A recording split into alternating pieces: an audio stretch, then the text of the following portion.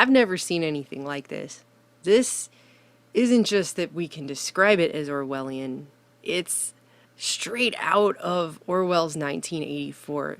If you recall that book, which everyone should reread because it's apparently become more relevant now than ever.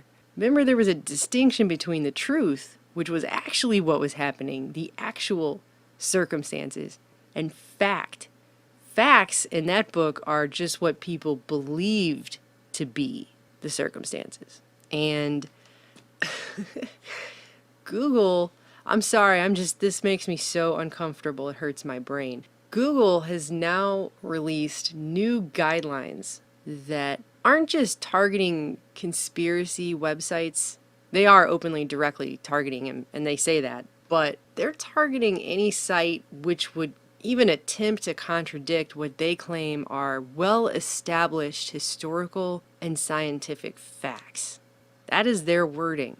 So one of the examples in this document talks about how they're going to rate main content on web pages, and that's how the pages show up in search rankings. Websites that present unsubstantiated conspiracy theories as if the information were factual, and then it gives an example of the Vatican's knowledge of the planet Nibiru.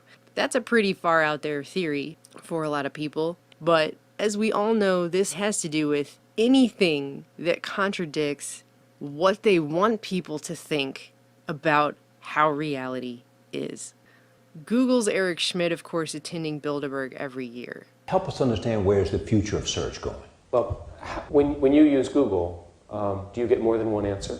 Of course you do. Yeah, of course. Well, that's a bug. Yeah. We have more bugs per second in the world. Because we should be able to give you the right answer just once. So they're going to determine what it is that people are allowed to see on the internet. It used to be, we talked about this, ranking information, hiding information from people. But now in their new document, it's the new Quality Raters Guidelines. They put out certain examples of conspiracy theory websites they're going to target, but it isn't just that. It's not even remotely just that. It's not going to be limited to just the outlandish, crazy conspiracy theories. Which, by the way, is why I think some of them are being pushed so hard right now. Some of the ones that you cannot wrap your mind around. I think the reason they're doing that is so they can discredit anyone who dares to ask any questions that go against what Google calls well-established scientific and historical facts, and just lump everybody together in the crazy bag. Buried in this 160 pages, down on page 108, you have this description of ratings of fails to meet that should be assigned to results that are considered helpful or satisfying to no or very few users. Now look at the last two bullet points on here. Pages that directly contradict well-established scientific or medical consensus, and pages that directly contradict well-established historical facts. So you'll remember just a couple of years ago when the buzz term under Obama was the science is settled on climate change. The science is settled. Remember how they kept saying that over and over and over? Well, the science is settled, everybody. Sorry. As if you just say it repeatedly, that means it's true. Or websites that will extol all the virtues of vaccinations without providing anybody any information about the very real health risks. And well-established historical facts, geez, I guess that means the magic bullet theory for the JFK assassination. That would be a well-established historical fact, and so that will be what people get to see online. And anything that contradicts or questions what they determine is a well-established scientific, medical, or historical fact. Well, that information is going to get buried. It doesn't matter if, like on our channel, we're showing declassified documents, and now you have a new thing they've put up on YouTube to let me know that a lot more of my videos have now been identified as not suitable for advertisers. And I've explained this to you guys before. This isn't even about demonetization. This has to do with the burying of content and putting it in a virtual box so other people can't see it. Making sure it doesn't show up in searches, making sure it doesn't come up as related content for other videos, making sure that even sometimes my own subscribers who sign up for alerts to my videos coming out don't get those alerts, so they have no idea I even put a new video up unless they come and physically check it. And no one sees the video unless viewers share it themselves on Facebook and Twitter and all that, which of course, as we know, Facebook has their own quality control system that's going to match up with Google. This is where the whole fake news thing was always going. It was always going to this level of Orwellian censorship. And why? Because, as I've told you guys many times before, the World Wide Web, which they very purposefully called the web, has always been a cybernetic feedback loop of communication and control. They're controlling what people think with this. Literally. One way to think about this is we're trying to make people better people, literally give them better ideas, better augmenting their experience. Think of it as augmented humanity. Why can I say that? Because just before these new guidelines came out, NPR put out this article. They were all miffed because they claim that people aren't getting the well-established medical quote-unquote facts. And one of the examples they give in here has to do with what they claim is misinformation about the health benefits of colloidal silver. That's tip of the iceberg, okay? About what they claim are medical facts, quote-unquote. They always put articles like this out, by the way, right before they're going to hit everyone with their new guidelines. It's a problem reaction solution tactic. So I skipped past all that and just got right down into the meat of this article where they always bury the information that they figure most people won't read because they just read the first paragraph in the headline. And it says the reason this matters is because what shows up in search results shapes people's opinions.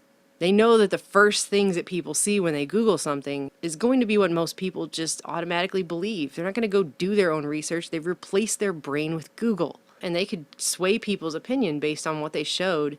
If it was mostly negative information or mostly positive information, they could get people to believe whatever they wanted them to. And that's what it says down here. The ordering is everything. So the big finding is the degree to which we can manipulate people's healthcare decisions simply by changing the rankings of search results. And I've been getting messages from people lately saying they are censoring especially any kind of video that's warning about this right here, or that's warning about AI making decisions, because these decisions about these rankings are all being made by computers. The decisions on our YouTube channel about what's going to be seen by people, that's all AI making those decisions. That's not a human being making those decisions. And more of these decisions about what you can learn and what you can know and what people can talk about, those are being made by computers. People don't realize how much of our society now is going to be based on what a computer says is okay for us or not. It's straight out of Rollerball. Remember the Zero computer and Rollerball that forgot the 13th century? A little confused again here today. This is embarrassing. It's embarrassing to misplace things. Oh, misplacing data? The whole of the 13th century. This is Zero's fault. Zero. He's the world's file cabinet. That's what this is, okay? It's the same exact thing.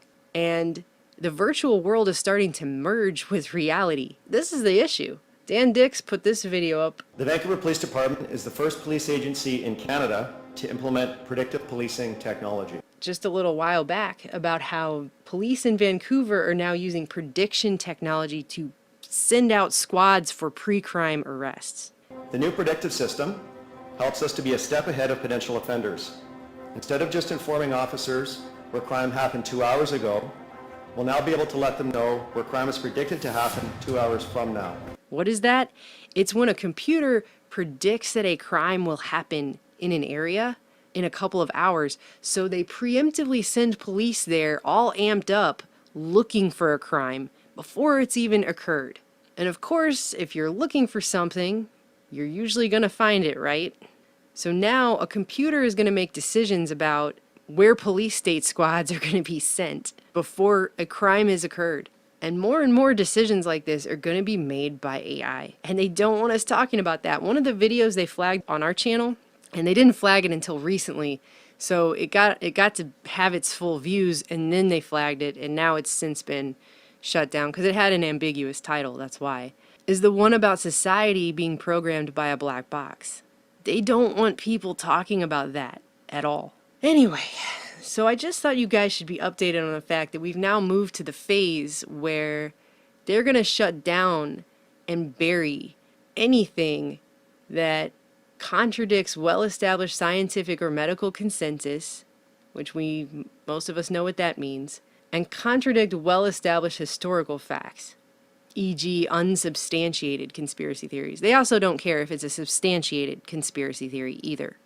If it goes against the establishment narrative, it's going to be buried. So the global model, the global world, the World Wide Web is based on a consensus model. Majority rules and minority has no voice at all. But with the added bonus of being able to manipulate what the consensus believes through modified search engine results and memory holding information on the web. And people don't even realize this is what's going on. We don't want to live in a society where we're not allowed to question official narratives, where we're just spoon-fed what we're supposed to believe about how everything works. And we can't figure anything out for ourselves because they're going to tell us exactly what we're allowed to know. Nobody wants to live in this world they're creating. Nobody. If people really thought about it, got off the computer and formed their own opinion without the aid of Google and Facebook for 2 seconds, and they really thought about this, nobody wants to live in this world that they're creating. A world where you can't ask questions. A world where you're spoon-fed your prescribed view of how everything is, and you're told exactly what you're allowed to think and see and know and learn about. This is 1984. This is where we are. Doesn't matter how much more technologically advanced we get in the years to come, it'll still be 1984. When you use Google, do you get more than one answer? Of course you do. Yeah, of course. Well, that's a bug. One way to think about this is we're trying to make people better people, literally give them better ideas, better augmenting their experience. Think of it as augmented humanity. Think of it as augmented humanity. Think of it as augmented humanity.